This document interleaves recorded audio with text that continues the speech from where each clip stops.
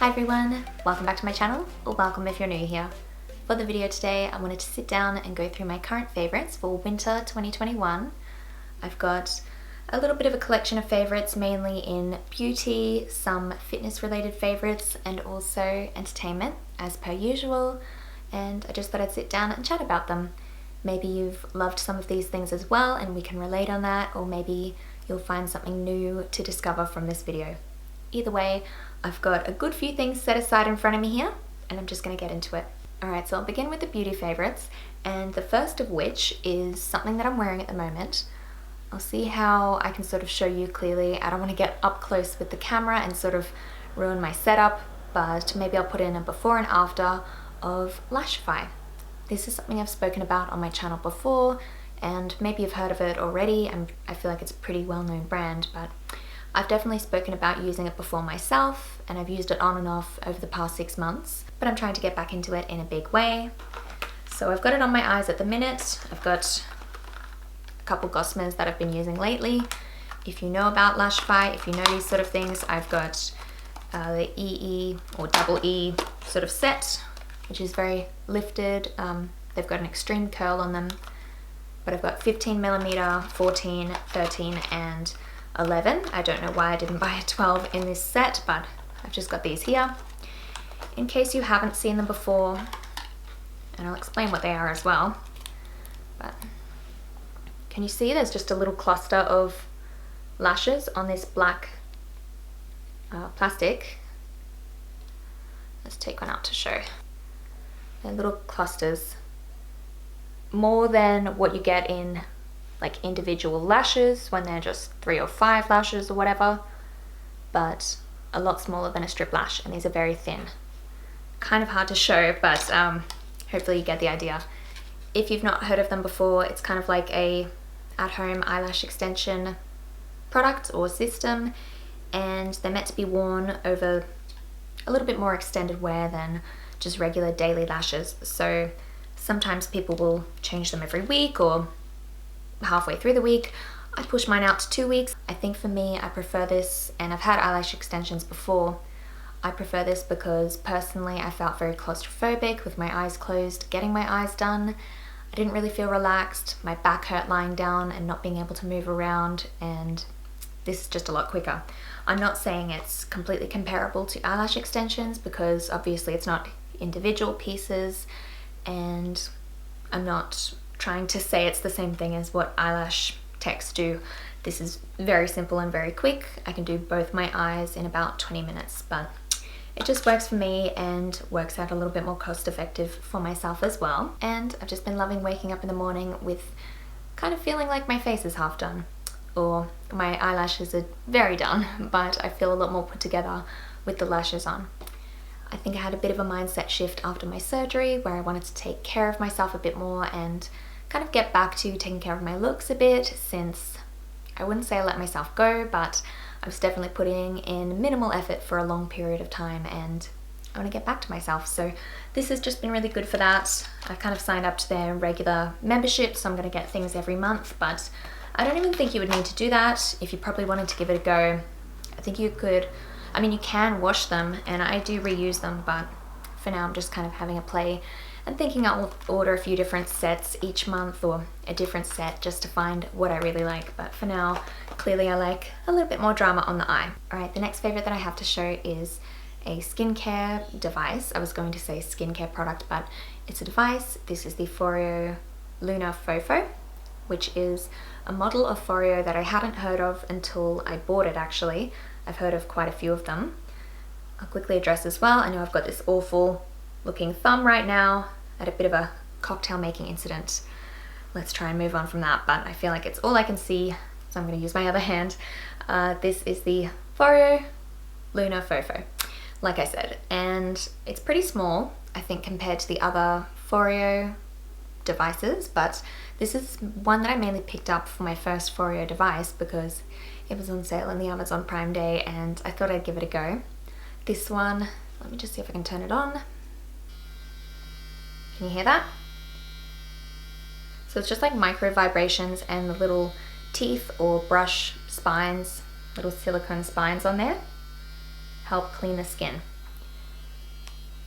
I'll just turn that off. I don't even know if turning that on did anything, but it cleans the skin, and then on the back, if you can see those gold dials, it analyzes the skin as well. I don't know how accurate that is, but that's what it says it does. You can use it with the app in your phone and sort of check the moisture content in your skin. The reason why I find this portion of it interesting is because I'm keen to see my readings now versus later when I'm off Accutane to see if it notices much of a difference. But for now, I think this is a good starting place for me, since I've thought about getting something like this for a while. I've used skincare brushes in the past, like the actual spinning brush heads, and for a while that's been too extreme for me to use while I've been on Accutane, but something like this I think is gentle enough. And I think I just want to get back into using skincare devices, since I used to really love using those prior to Accutane. My next favorite is a winter essential, and it's not a lip balm but hand cream, so kind of the other thing you might imagine. This is actually a hand and body cream from Antipodes, and it is the Joyful Hand and Body Cream. The scent, or what's in it, is avocado oil, wild black currant and hibiscus bloom. But the reason why it's a favorite, I mean, I love the way it works, but its scent, I honestly wish you could smell it through the camera right now, but I'll just have to do my best to describe. I feel like hearing the description doesn't even do it justice. To me, and I know this sounds a little crazy, it smells kind of Christmassy. It smells like several Christmas candles that I have, so there's something in there that I'm mentally associating with Christmas. I don't know if anyone else will, but I think that's really why I love it. But it's a good hand cream. I've been using it pretty much every night before bed for the past 2 months, and I still actually have heaps. A little bit goes a long way because it is quite thick and luscious, but I'm just using some now because clearly my hands are not in a good way. I've got cuts, scrapes, dry parts, and I need as much hand cream as I can get. So while I've got other hand creams, this has definitely been my favorite for the past couple weeks. Next favorite is actually a makeup product, and this is Tarte Shape Tape. Not any regular Shape Tape though, which obviously I feel like myself and many people have loved for years, but this is the Tarte Ultra Creamy. So it looks a little bit different to the regular bottle, and I will just side note on a tangent here. I don't know how new this is. It's definitely new to me. I think it must have come out somewhat recently, but I've only been using it for the past month and a bit, and I've really been loving it. It is definitely a lot creamier than the original Shape Tape, and I feel like it's pretty comparable in terms of its coverage, but I feel like in some ways it just looks like it's higher coverage because it's not as dry and flat. And while my skin has been a little bit drier, I've really been liking this option. So I have the shade 8B Porcelain Beige, and again, a little bit of this goes a long way. Obviously, it's Shape Tape. It is kind of known for being a really thick, high coverage concealer. And I hadn't been using my regular Shape Tapes for a while because it really was dry on me.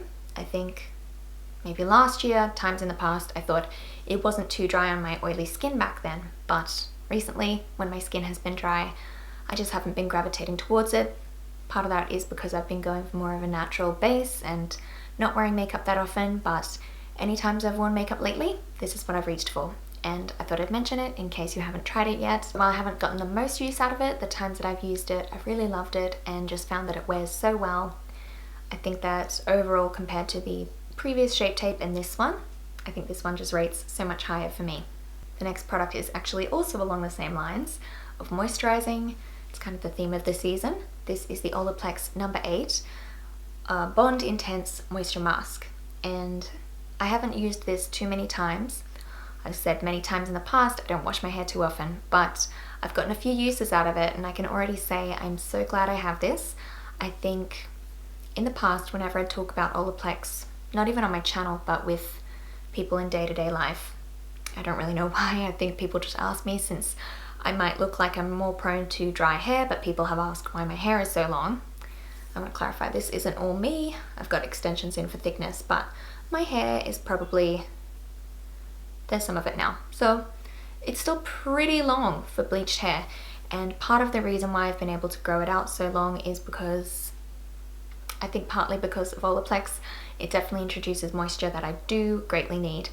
And I use a lot of their products, but I think before I started off on this tangent, I was going to say, if I had one product that I'd recommend in the past, it would normally be the leave-in treatment over anything else. Obviously, I use all the products in the system, but if you just pick one, I think the leave-in treatment. Then I bought the oil and I thought, oh, maybe the oil. I think maybe even I mentioned the oil last favorites, maybe.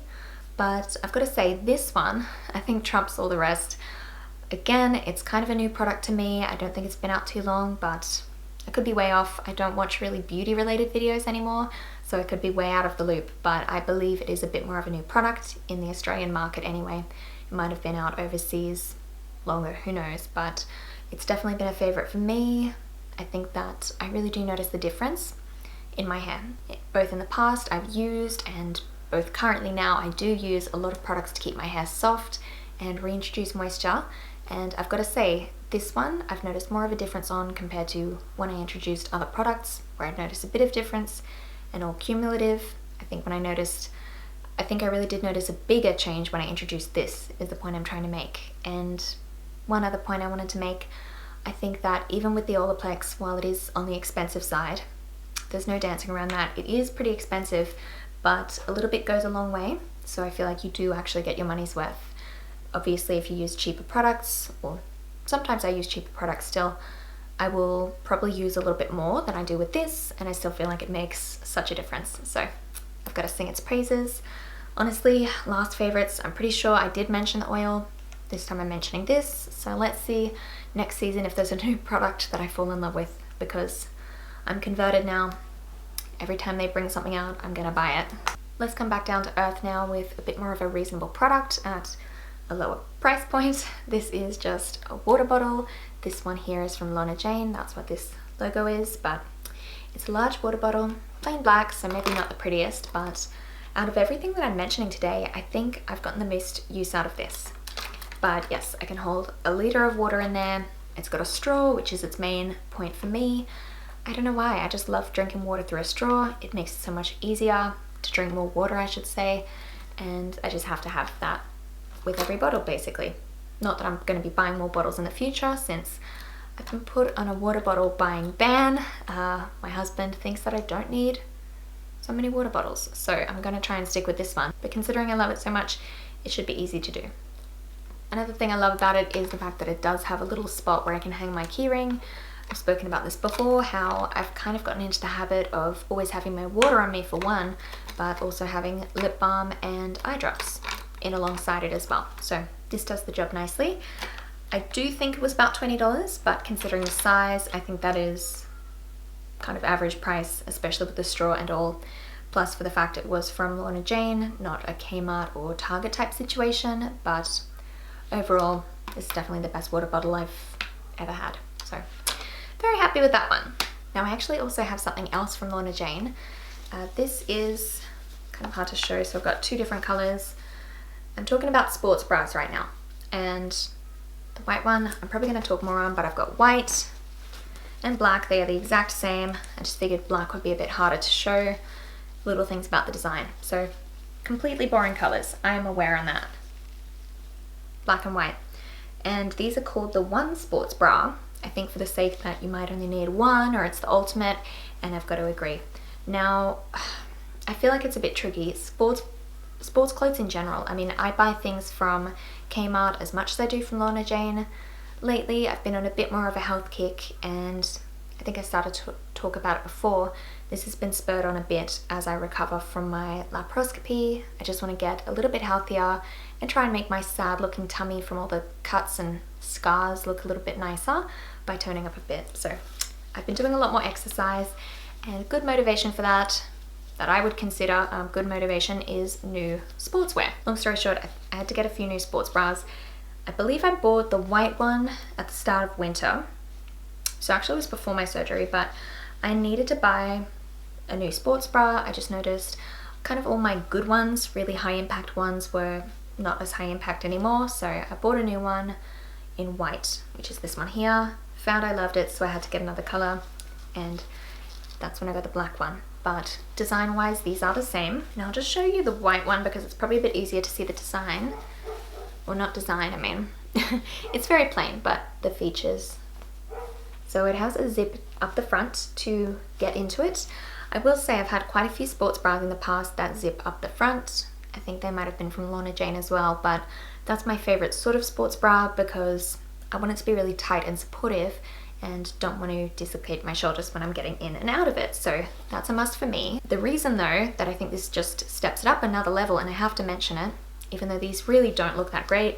I know it looks kind of like a surgery bra, but the zip, that's one feature.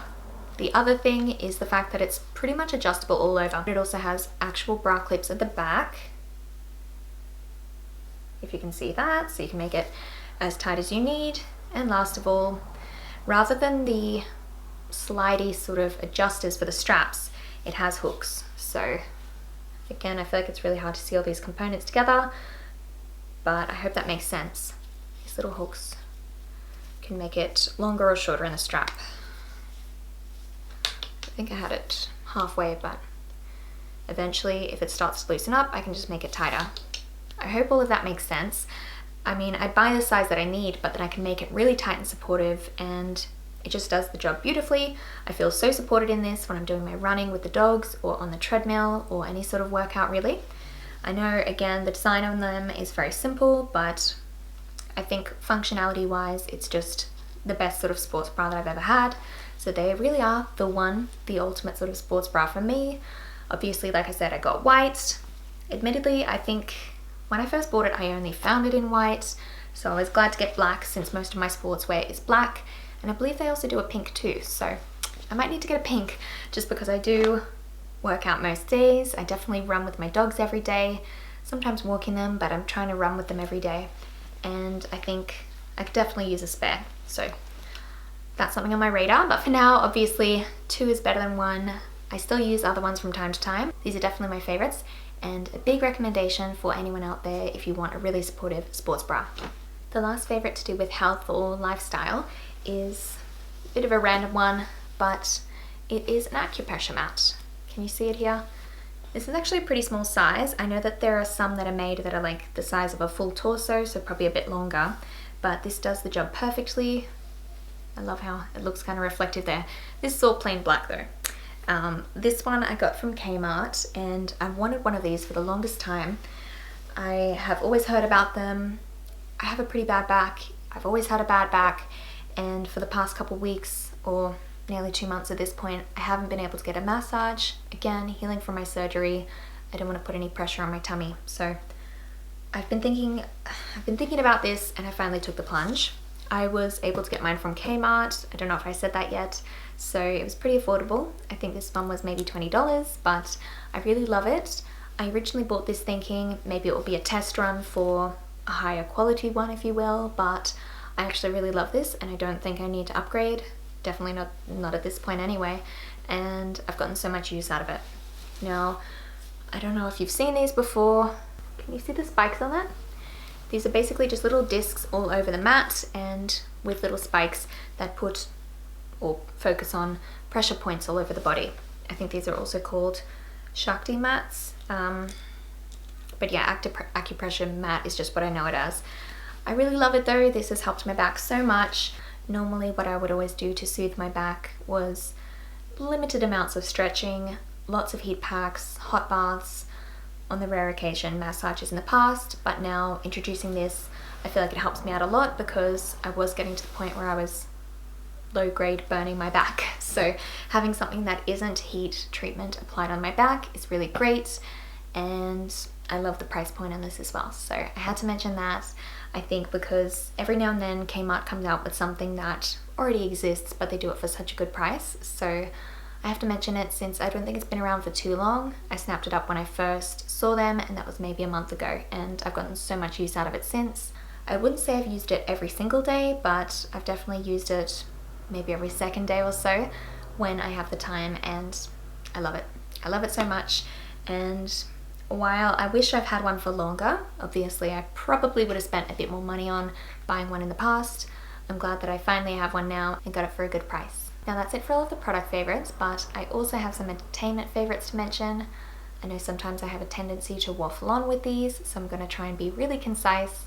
And the first entertainment favorite I have to mention is a bit more niche. I still wanted to talk about it since it is recent and it came out at a very useful time for me. That is the audiobook How to Endo, and I think it came out the day after my laparoscopy, so it was just such perfect timing. I believe the book, I want to say it was written by Bridget Hustwaite. I think that's her surname. I really don't want to get it wrong, so I'm just going to double check.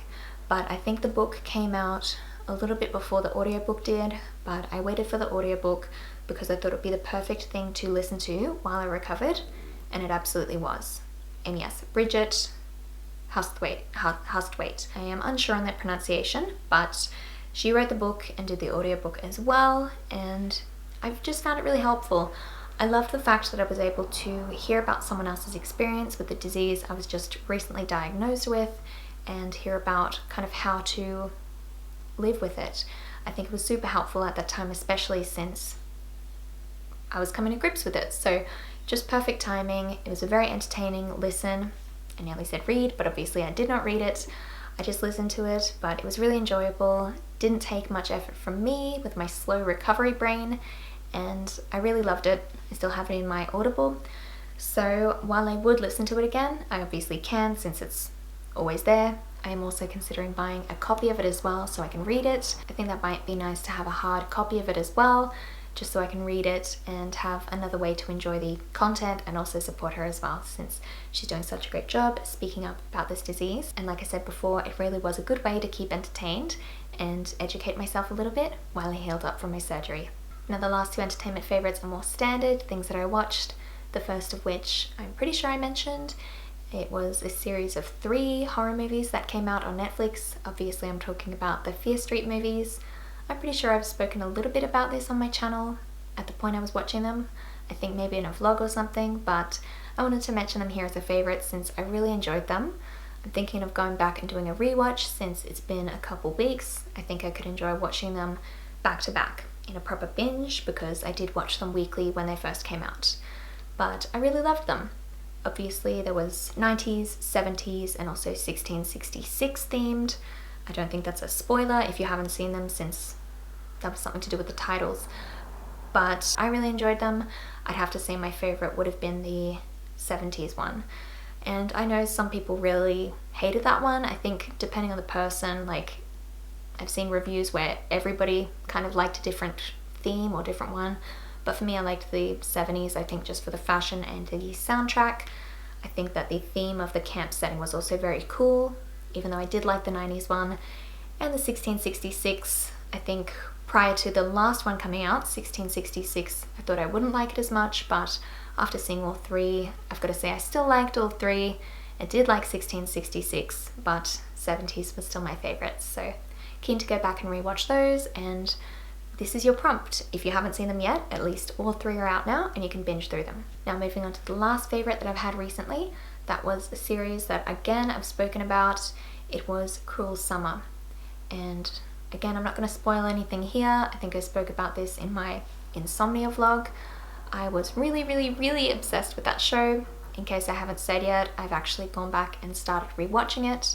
I think I rewatched it within the same week, like after finishing it, so I was right back on it. I had to watch it again and just sort of see how everything fit together. I really loved it. For a brief sort of summary, it's basically about 2 girls in the 90s, and it's set over 3 different years or 3 summers.